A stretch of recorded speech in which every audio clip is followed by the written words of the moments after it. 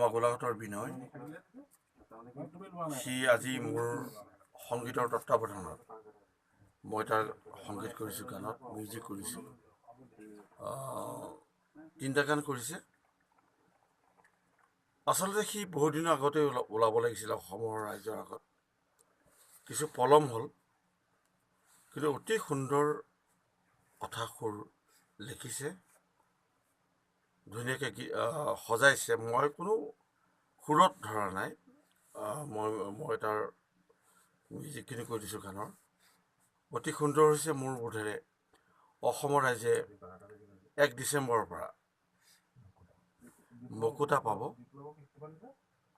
এই মুকুতাই মোৰ বোধেৰে অসমৰ ৰাইজক এটা নতুন সোৱাদ দিব, এই মই কামনা কৰিছোঁ।